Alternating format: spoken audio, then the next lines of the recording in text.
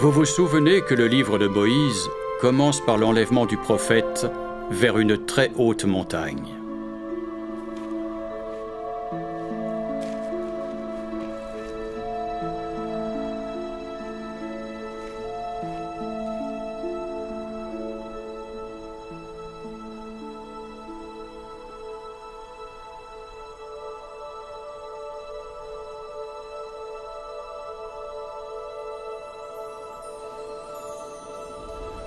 Où la gloire de Dieu fut sur Moïse.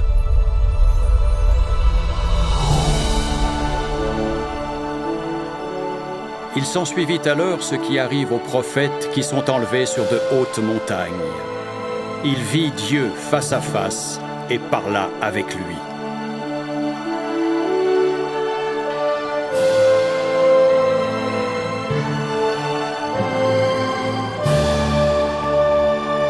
Moïse, tu es mon fils, c'est pourquoi regarde, et je te montrerai l'œuvre de mes mains.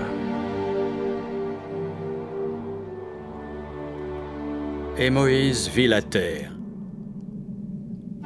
Oui, toute. Il n'y en eut pas une particule qu'il ne vit pas, la discernant par l'Esprit de Dieu.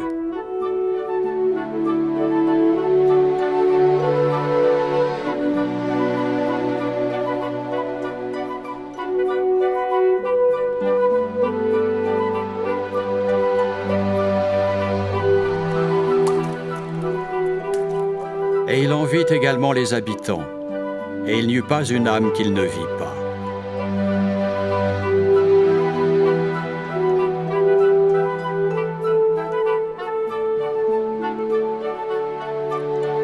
Cette expérience est remarquable à tous égards. C'est l'une des plus grandes révélations données au cours de l'histoire de l'homme. Mais le message que Moïse vous donne aujourd'hui est « Ne baissez pas votre garde. Ne pensez pas qu'une grande révélation, un moment d'illumination merveilleux, l'accès à un chemin inspiré soit la fin de tout. »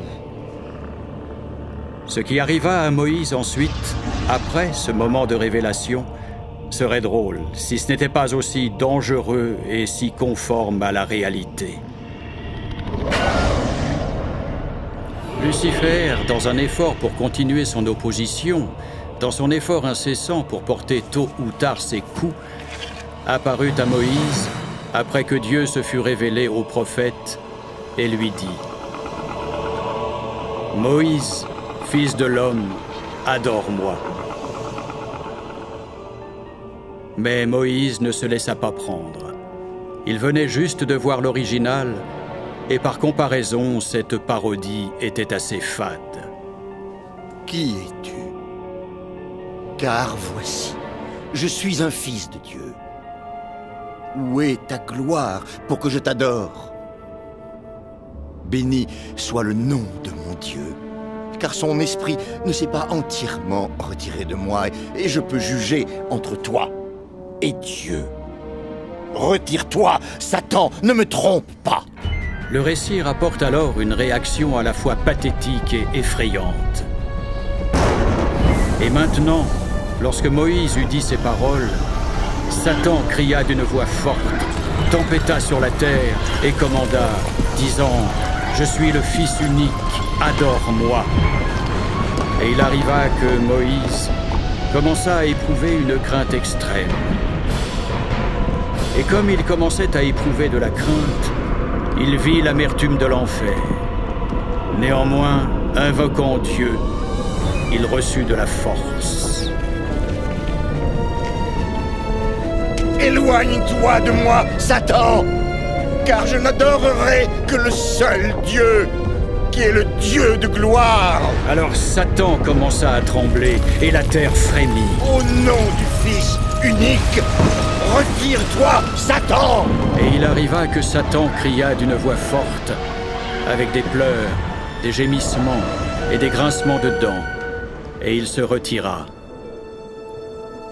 Nous pouvons être sûrs qu'il fera d'autres tentatives, mais il sera toujours vaincu par le Dieu de gloire. Toujours.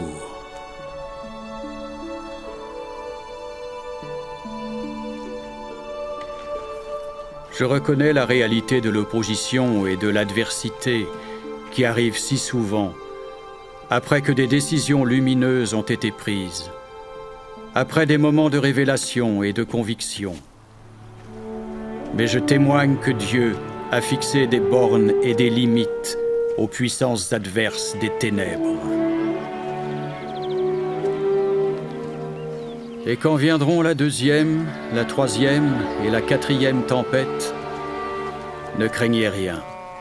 L'Éternel combattra pour vous.